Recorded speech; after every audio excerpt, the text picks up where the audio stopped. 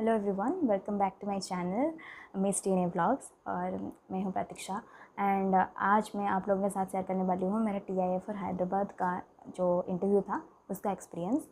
और मैंने पहले ही एक वीडियो बना चुकी हूं मैं आइज़र पुणे का जो था इंटरव्यू एक्सपीरियंस। तो आप अगर चाहें तो वो जाके मेरे चैनल में चेक कर सकते हैं। और ये वाला जो एक्सपीरियंस था वो थोड़ा डिफरेंट था दूसरे इंटरव्यूज़ से, क्योंकि मैं भी जब सबसे पहला मेरा लाइफ में फ़र्स्ट इंटरव्यू मेरा आइज़ो पुणे का था। तो उससे पहले मैं जो भी कुछ सीनियर्स थे उनसे पूछा था कि कैसा इंटरव्यू रहता है। तो वो सब जो जैसे बोले थे ना ट्रिक, वैसा इंटरव्यू काइंड ऑफ आइज़ो पुणे का था। पर TIFR का क्या होता है ना, उनका डिफरेंट था, क्योंकि उन्होंने कोई कुछ भी वैसा क्वेश्चंस नहीं पूछा जैसे कि डिफरेंट इंटरव्यूज़ में पूछते हैं कि आपके एरिया ऑफ इंटरेस्ट क्या होता है। उससे वो मुझे एरिया ऑफ इंटरेस्ट कुछ पूछे नहीं थे। वो सिर्फ उनका एप्लीकेशन प्रोसीजर कैसा होता है मैं पहले वो बता देती हूँ। मैं आइज़ो पुणे में भी वही बताई थी अपना वीडियो में, दूसरा वाला वीडियो में, कि आपका जब CSIR नेट का क्वालिफाई हो जाता है ना आपका, तो उसके बाद वो क्या करते हैं, कुछ टाइम के लिए CSIR नेट और DBT के गेट वे से वो कुछ स्टूडेंट्स को लेते हैं। इसलिए उनका जो सिलेक्शन होता है PhD के लिए, उनका जो सिलेक्शन होता है वो कम टाइम के लिए आता है नेट या फिर DBT के रिजल्ट्स आने के बाद। क्योंकि मोस्टली TIFR का जो इंटीग्रेट PhD और PhD का सिलेक्शन होता है वो JG बिल के थ्रू होता है, जो कि TIFR का खुद का एंट्रेंस एग्जामिनेशन होता है, जिससे कि TIFR मुंबई, TIFR हैदराबाद और NCBS वो वहाँ से लेते हैं, वो स्टूडेंट्स को लेते हैं। पर इनका TIFR हैदराबाद का खुद का एक नोटिफिकेशन आया था, जैसे कि आई गेस कि मुंबई और NCBS का भी आता होगा, पर उसके बारे में मुझे डिटेल थोड़ा पता नहीं है इतना कुछ। तो ये क्या करते हैं ना, इनके वो SOP आपको मांगते हैं, आप जैसे नॉर्मली SOP देते हो और उसके बाद उनका एक जो भी इन्फॉर्मेशन होता है आप उनके एप्लीकेशन प्रोसीजर फिलअप करते हो। उसके बाद आपको उनका एक होता है एडिशनल सेक्शन, जो कि मुझे बहुत इंटरेस्टिंग लगा था, क्योंकि वहाँ पे वो पूछते हैं कि आप कौन से बुक्स अभी पढ़ रहे हो, वो बुक्स आपको क्यों अच्छा लगा, और PhD क्यों करना चाहते हो, TIFR हैदराबाद क्यों चूज़ कर रहे हो, या फिर आपके लाइफ में ऐसा कौन सा बहुत ही प्रॉब्लमेटिक टाइम था और आपने उसको कैसे सरपास किया। वो सब क्वेश्चंस वो पूछते हैं वो एडिशनल सेक्शन में। और मुझे लगा था कि वो ऐसे ही पूछते हैं, वहाँ से कुछ इंटरव्यू में थोड़ी आएगा, आप कभी सोचोगे। तो वहाँ पे एक क्वेश्चन ये भी था कि लास्ट डिकेड में कौन सा ऐसा मतलब रिसर्च ऐसा आउटब्रेक हुआ है, रिसर्च का एक बहुत ही पाथ ब्रेकिंग रिसर्च हुआ है जो कि आपको बहुत अच्छा लगा। तो मैंने ऐसे ही वहाँ पे क्रिस्पर लिख दिया था, क्योंकि मुझे क्रिस्पर के बारे में पढ़ना बहुत अच्छा लगा था और वो मुझे बहुत पाथ ब्रेकिंग भी लगा था। तो पर मैंने खुद का जो SOP दिया था कैंसर के ऊपर, कीमोथेरेपी रेजिस्टेंस के ऊपर, जो कि मैं आइज़र के लिए भी बनाई थी, वो मैंने उसको पढ़ के गई थी मैं TIFR के इंटरव्यू के लिए। पर मैं जब क्वेश्चंस पूछना स्टार्ट किए सर ने क्रिस्पर से, तो मैं पहले थोड़ा डर गई थी, क्योंकि मैं क्रिस्पर्स के बारे में प्रिपेयर होके नहीं आई थी इंटरव्यू के लिए। क्योंकि मैंने पढ़ा था क्रिस्पर के बारे में और वो मुझे लगा एडिशनल क्वेश्चन ऐसे ही पूछते हैं, तो मैंने ऐसे ही लिख दिया कि क्रिस्पर। पर थोड़ा उसका मैकेनिज्म नेट के प्रिपरेशन के टाइम में जो पढ़ा था थोड़ा याद था। तो सर वहाँ से क्वेश्चंस पूछना स्टार्ट किए। तो उन्होंने पूछा कि अच्छा तुम्हें पता होगा बेटा कि जैसे कि क्रिस्पर में गाइड RNA होता है एक, और तुम मुझे बोलो कि जो कट करवाता है वो प्रोटीन करवाता है या फिर RNA करवाता है। उससे पहले मुझे वो क्रिस्पर का मैकेनिज्म पूछे थे, तो मैंने उसे बता दिया था। पर उन्होंने बताया कि तो मैंने बोला कि अच्छा कैस जो होता है वो कट करवाता है। तो उन्होंने बोला कि तो अगर तुम एक कोई डिस्कवरी करने वाले हो और उसमें इसी तरह का क्रिस्पर के जैसा ही कुछ मैकेनिज्म है, तो तुम कैसे मेक श्योर करोगे कि वो RNA जो है वो कट करवा रहा है या फिर प्रोटीन करवा रहा है। क्योंकि आपको भी पता है कि कोई RNA है जो जिनके पास राइबोजाइम का एक RNA के पास भी उनके कैटालिटिक प्रॉपर्टी होता है। तो यहाँ पे RNA क्यों नहीं कट कर सकता, RNA भी कट करवा सकता है। उसके मतलब वो तो सीक्वेंस मैच करने के बाद कैस कट करवाता है ना, तो RNA क्यों नहीं कट करवा सकता।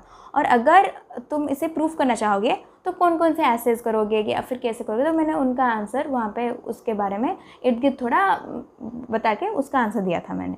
तो उसके बाद उन्होंने वेरी गुड कहा, तो मुझे थोड़ा अंदर से ज़्यादा खुशी हो गई थी, जिसके लिए मुझे लगा कि मैं थोड़ा माइंड डाइवर्ट हो गया था। क्योंकि आपको you can keep this in mind every time, कोई आपको प्रेज़ भी कर रहे हैं और कोई आपको गलत भी बोल रहे हैं। पर इंटरव्यू के टाइम में ना आप थोड़ा जिस बोलते हैं ना स्थित प्रज्ञा, मतलब आपको काम होना चाहिए ना, do not get affected from anything. Like कोई बोल रहा है कि गलती है तो उससे भी अफेक्टेड नहीं होना है, क्योंकि आपका माइंड को इतना काम होना चाहिए कि आप जो भी क्वेश्चंस आ रहे हैं आप क्वेश्चन सॉल्विंग मशीन बन जाओ कि कैसे मैं क्वेश्चंस को सॉल्व करूं, वो वाला चीज़ आपके दिमाग में होना चाहिए। उसके बाद उन्होंने एक क्वेश्चन ऐसा भी पूछा था कि प्रोटीन अगर डीनेचर्ड है और इंटैक्ट फॉर्म में है, तुम उसे कैसे तुम्हें पता चलेगा। तो मैंने बोला कि अच्छा सर, मैं ये डाल सकती हूँ कि एमिशन स्पेक्ट्रा देख सकती हूँ जिससे कि उसका वेवलेंथ थोड़ा ऊपर रहेगा, और क्योंकि ट्रिप्टोफैन एक्सपोज रहेगा। तो मैंने वो वाला कॉन्सेप्ट डाल के आंसर किया था। क्योंकि अभी ना मैं डिटेल में आंसर नहीं बता सकती क्योंकि बहुत टाइम चला जाएगा, क्योंकि वो वाला इंटरव्यू TIFR हैदराबाद का 1 आवर के लिए लास्ट किया था। कंप्लीट 1 आवर का इंटरव्यू था। आई गेस 50-55 मिनट्स तो ज़रूर होगा, क्योंकि वो क्या करते थे ना, क्वेश्चंस पूछते थे और टाइम देते थे सोचने के लिए भी। और ये इतना फंडामेंटल क्वेश्चन होता है, जैसे कि TIFR के नाम में ही उसका है फंडामेंटल। उनका क्वेश्चंस बहुत बेसिक और बहुत फंडामेंटल होता है, पर आपका अगर कॉन्सेप्ट क्लैरिटी नहीं होगा ना, आप वो आंसर ही नहीं कर पाओगे। क्योंकि आपको तभी पता चलेगा कि अच्छा CSIR के प्रिपरेशन मुझे कॉन्सेप्ट क्लैरिटी दिया है, मैं सुपरफिशियली जाके अगर पढ़ी होती तो शायद मैं यहाँ पे इंटरव्यू क्रैक नहीं कर पाती। आपको पता चल जाएगा। तो उसके बाद और एक सर ने पूछा था कि अच्छा हाँ, वो वाला क्वेश्चन जो उल्लास सर ने पूछा था वो शायद बहुत इंटरेस्टिंग क्वेश्चन था, मुझे बहुत अच्छा लगा कि वो पूछे थे कि अच्छा मैंने एक क्लोनिंग किया और मैंने एक्सप्रेस करवाना चाहा एक प्रोटीन को, पर वो प्रोटीन एक्सप्रेस नहीं हो रहा है, क्यों नहीं हो रहा है। तो आपको लगेगा कि कितना सारा हो सकता है, आपने टैगिंग अच्छी तरह से नहीं किया होगा या फिर एक्सट्रैक्शन अच्छी तरह से नहीं किया होगा। उन्होंने नहीं, सब कुछ सही है। तो मैंने बताया कि आपने शायद ही वो वाला प्रोटीन को, मतलब जो प्रोटीन एक्सप्रेस होना है उसको ममालियन सेल में नहीं होकर आपने बैक्टीरियल सेल में शायद ही क्लोनिंग किया होगा, प्लाज्मिड वाला। नहीं, उन्होंने बोला नहीं, ममालियन सेल में। सारा कुछ वो मना कर रहे थे, तो मुझे लगा कि क्या हो सकता है। तो मैंने बताया कि सर ऐसे कैसे, मतलब ही वॉज ट्राइंग कि how I am trying to answer, the concept was that with him. वहाँ पे भी ऐसा ही होता है, 3-4 साइंटिस्ट होते हैं, वो आपको कोई भी क्वेश्चंस पूछ सकते हैं और सारे कोई आपका आंसर सुनते हैं। तो उन्होंने बताया कि अच्छा बोलो कि मैंने टैगिंग के कॉन्सेप्ट के बारे में बोला। उसके बाद ये क्वेश्चंस आगे बहुत गया, थोड़ा उस पर बहुत मतलब ब्रेनस्टॉर्मिंग मैंने किया था उधर। उन्होंने बहुत सारा उसके ऊपर क्वेश्चंस डिफेंड करते रहे, नहीं ये भी ठीक है, नहीं ये भी सही है। ये उन्होंने बताया कि अच्छा वो डिग्रेड भी हो सकता है, कि तुम देखने से पहले वो डिग्रेड हो जा रहा है, इसलिए बन तो रहा है पर तुम्हें लग रहा है कि वो नहीं बन रहा है, तो वो वाला एक कॉन्सेप्ट भी हो सकता है। उसके बाद वो इस क्वेश्चन को एक्सटेंड करके पूछे कि आपको कैसे पता चलेगा, like how are you going to know normally कि what is the half life of a protein. अगर वो डिग्रेड हो जा रहा है तो तुम्हें जानना है ना कि प्रोटीन क्यों, मतलब उसका हाफ लाइफ, उस प्रोटीन का हाफ लाइफ कैसा है, तो आपको वो कैसे पता चलेगा। तो मैंने बहुत ब्रेनस्टॉर्म किया, मैंने रेडियो लेबलिंग तक बोल दिया था, क्योंकि मुझे जो भी आंसर आया, जो भी प्रोबेबिलिटी हो सकता था, मैंने उसे बताया था सर को। तो उन्होंने फिर वो गाइड करते हैं आपको, ऐसे नहीं कि छोड़ देंगे आपको कि अच्छा तुम ही सोच के सारा बताओ, वो क्रिटिकली गाइड करते हैं, आप सोच के कितना बता सकते हो। तो उन्होंने उसके बाद ये बताया था कि प्रोटीन, मैंने बताया सर थोड़ा हिंट्स दे दीजिए। तो उन्होंने बताया कि your house, in your wash basin and you are not getting water, okay, so there can be 2 probability. एक कि आपका जो मतलब जो है पानी, वो मेन स्ट्रीम से पानी आपके टंकी पे नहीं आ रहा है, और एक रीज़न ये भी हो सकता है कि वो टंकी पे एक छेद है जिसके लिए पानी आ तो रहा है पर चला जा रहा है। पर तुम मुझे बताओ, तुम्हें पता चलेगा कि what is the reason behind पानी क्यों नहीं आ रहा है। तुम ऐसे क्या करोगे जिससे तुम्हें पता चलेगा कि क्यों नहीं आ रहा है। तो उधर भी थोड़ा ब्रेनस्टॉर्मिंग हुआ, और उसके बाद मैंने मतलब सर ने बताया कि वो प्रोटीन के हिसाब से मैंने बहुत कुछ बताया कि नहीं सर, ये सर ने बताया कि अच्छा प्रोटीन कैसे डिग्रेड होता है, इसकी मतलब प्रोटीएज से डिग्रेड होते हैं। अच्छा तो प्रोटीएज हो सकता है, या फिर मैंने बोला कि अच्छा यूबिक्विटिन टैग करके भी सेल डिग्रेड कर देता है, प्रोटीजोमल डिग्रेडेशन के मैकेनिज्म से डिग्रेड कर देता है। तो सर ने बताया कि अच्छा नॉर्मली प्रोटीन कैसे डिग्रेड होता है। मैंने बताया कि नॉर्मली तो सर प्रोटीन डिग्रेड होते हैं, पर ऐसे प्रोटीजोमल से डिग्रेड होते हैं। तो फाइनली इतना कुछ ब्रेनस्टॉर्मिंग और डिस्कशन के बाद ये पता चला, मैं आपको ये कंक्लूजन बता सकती हूँ, ये कर सकती थी वो वाला लीकेज को बंद कर सकती थी टैंक में। अगर लीकेज को बंद कर दिया टैंक में फिर भी पानी आ रहा है, इसका मतलब था कि लीकेज के हिसाब से पानी चला जा रहा था। पर लीकेज को बंद किया और पानी अब भी नहीं आ रहा है, उसका मतलब ये है कि मेन सोर्स से पानी अब टैंक में नहीं जा रहा है। प्रोटीन के हिसाब से वो कैसे हो सकता है कि प्रोटीन का जो होता है ना कि सेल्फ लाइफ, फॉर एग्जांपल आप प्रोटीन को भूल जाइए, आप ये समझिए कि एक बंदा है, उसके डेथ होने का 2 प्रोबेबिलिटी हो सकते हैं।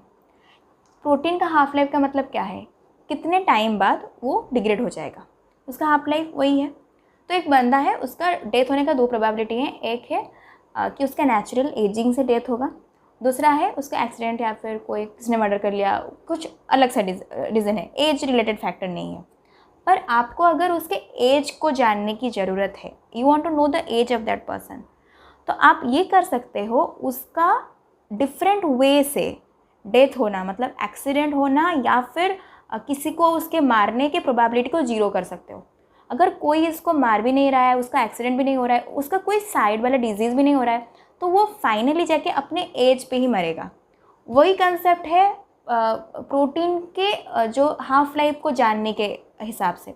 अगर आप ना, सेल नॉर्मली क्या करता है, प्रोटीन को उसके काम खत्म होने के बाद प्रोटीजोमल डिग्रेडेशन में भेज देता है कि भाई तेरा कोई काम नहीं है, तो जा, तो रहने की कोई ज़रूरत नहीं। Okay, this is the funda cell works.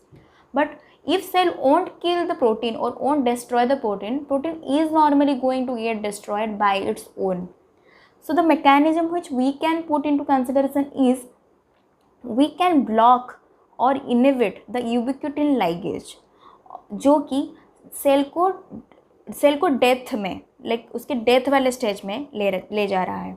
If the cell is not going to die by this mechanism, then cell is going to die by its natural mechanism, जिसका उसका जितना एज है वो वही जाके उसका डेथ होगा। तो तब हम उसके साथ प्रोटीन के साथ कुछ टैग करके हम देख लेंगे कि उसका लाइफ स्पैन कितना है। Think anything, but I just took 2 to 3 deep breath and then in ODI I started recalling like what I can do। मतलब जब आप कुछ भी समझ में आपको नहीं आता ना, आप अपने मदर टंग में आ जाते हो कि अब क्या करूँ मैं, अब क्या करूँ। तो I started thinking in Odia also and I tried to answer. I guess if, तो मुझे लगा था कि मेरा सिलेक्शन हो भी सकता है, नहीं हो सकता है। मुझे लगता है उन्होंने सिलेक्शन इसलिए किया होगा क्योंकि उन्होंने देखा कि मैं गिव अप नहीं कर रही थी, तभी मैं वही कर रही थी। मैं ऑल प्रोबेबल सिनेरियोज़ बता रही थी कि सर ऐसा भी हो सकता है, वैसा भी हो सकता है, वैसा भी हो सकता है। सर उसने ओके हाँ वो ये भी हो सकता है, हाँ क्यों नहीं हो सकता। तो वो एक था वे। और क्या ना, और एक सर ने क्वेश्चन पूछा था कि जेनेटिक्स के ऊपर एक बेसिक सा क्वेश्चन पूछा था, ऑटोजोमल रिसेसिव के ऊपर क्वेश्चन पूछा था कि अच्छा पापा का ये है जीनोटाइप, मामा का ये है जीनोटाइप, बच्चा का डिजीज होने की प्रोबेबिलिटी है या नहीं, आप पेपर में करके बता सकते हो। और मैम ने एक क्वेश्चन पूछा था मोलैरिटी, मोल कॉन्सेप्ट के ऊपर क्वेश्चन सॉल्व करने के लिए बताया था। थोड़ा नैनोमोल, माइक्रोमोल, उसका मतलब यूनिट्स चेंज कर दिए थे जिससे कि आपको सॉल्व करने में थोड़ा ज़्यादा टाइम लगेगा। लाइक कि एक माइंड में होता है ना कि मैथ्स पूछ लिया अब क्या होगा यार, वैसे कुछ नहीं होता है, आपको आंसर्स आता है क्योंकि हमने मोल कॉन्सेप्ट पे क्वेश्चंस प्रैक्टिस किया था। मैंने उससे पहले मैंने पीएच, बफर वो सब पढ़ के मैं गई थी, तो ऑफकोर्स आंसर आएगा। थोड़ा सेल्फ कॉन्फिडेंस होने की ज़रूरत है क्योंकि ऐसा नहीं है कि हम बायोलॉजी के बच्चे हैं कि मैथ्स कभी नहीं आएगा, नहीं आएगा, हमें आता है, सब कुछ आता है, केमिस्ट्री आता है, फिजिक्स आता है, मैथ्स आता है। थोड़ा कॉन्फिडेंस हम लैक करते हैं, जैसे कि बायो फिजिक्स हो गया, यूवी स्पेक्ट्रोफोटोमीटर के ऊपर क्वेश्चन आ गए, एनएमआर आ गया, केमिस्ट्री के ऊपर आ गया, एक्सरे डिफ्रैक्शन आ गया, वो सब हमें पता है, हमने पढ़ा है। तो वो कहीं बाहर से क्वेश्चंस नहीं पूछते हैं, वो वहीं से क्वेश्चन पूछते हैं, कंप्लीट फंडामेंटल क्वेश्चन। मैंने देखा जैसे कि TIFR का interview I just enjoyed a lot. उस टाइम में एक टाइम में मैं मतलब गिव अप करने की सोच रही थी कि I was thinking of saying कि sir I can not think any further, but I didn't do that. I just tried, kept on thinking and saying, and I guess that is a thing they might be saying. और finally जाके और एक question मुझे मेरे ऊपर आया था कि मैम ने एक क्वेश्चन वाइट ब्लैक बोर्ड में ड्रॉ किया था। एक पाथवे था, पाथवे ए और पाथवे बी था। पाथवे ए में एक वाला एक एंजाइम ना ब्लॉक हो गया था।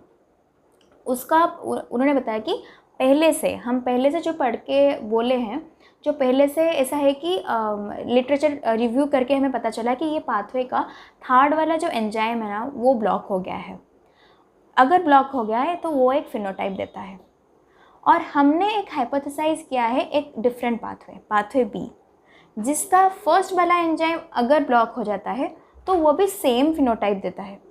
अगर सेम फिनोटाइप देता है तो उन्होंने उसके बाद बोला कि अच्छा अब तुम्हें बताना है कि हम कौन से अप्रोच ले सकते हैं, कौन से एक्सपेरिमेंट्स डिजाइन कर सकते हैं जिससे कि पाथवे हम प्रूव कर सकें कि वो पाथवे बी का जो है कॉन्सेप्ट है वो भी रिस्पॉन्सिबल है, जैसे प्रूव करना है, क्योंकि पाथवे ए ऑलरेडी प्रूव्ड है, लिटरेचर में ऑलरेडी है कि अगर थर्ड वाला एंजाइम ब्लॉक हो जाए तो ये वाला फिनोटाइप देगा।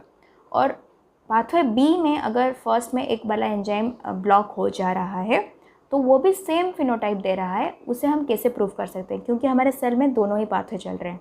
अगर हम प्रूव करना चाहें तो ये भी प्रॉब्लम हो सकता है, क्योंकि पाथवे ये तो ऑलरेडी चल रहा है, ये प्रोटीन उससे भी आ सकता है। तो मैंने उसके लिए भी थोड़ा ब्रेनस्टॉर्म किया और थोड़ा कुछ एंजाइम्स के बारे में बताया कि अच्छा हम सेकेंड को टारगेट कर सकते हैं, या फिर सेकेंड के लिए अगर सबस्ट्रेट डिफरेंट होता है तो डिफरेंट एंजाइम देके टारगेट कर सकते हैं। उसके लिए थोड़ा मैंने, क्योंकि अब मैं बताऊंगी तो आप लोग बोर हो जाओगे, क्योंकि तब मैं बहुत सोच के बहुत टाइम लेके कितना कुछ अप्रोचेस बताई थी उधर।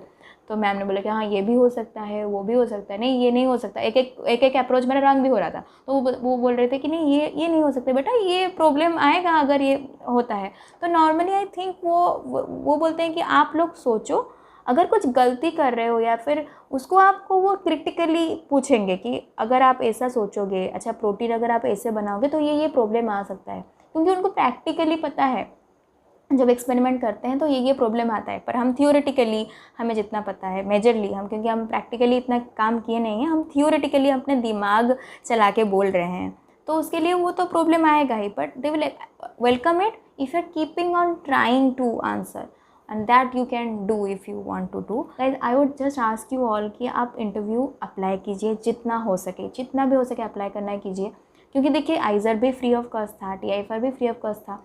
CSIR लैब्स मोस्टली फ़ीस मांगते हैं आई गेस इंटरव्यू के लिए, बट इतना कुछ मुझे पता नहीं, क्योंकि ILS मैंने जो अप्लाई किया था वो 500 रुपीज़ फ़ीस मांगे थे। बट जितना भी हो सकता है ना आप अप्लाई कीजिए इंटरव्यूज़ के लिए सारा कोई, अगर जहाँ से भी कॉल आता है ना आप उसको देने की कोशिश करो, क्योंकि वो जो एक्सपीरियंस होता है ना वो itself it is so important, आपको वो फर्दर इंटरव्यूज़ क्रैक करने में हेल्प करेंगे, मुझे ऐसा लगता है।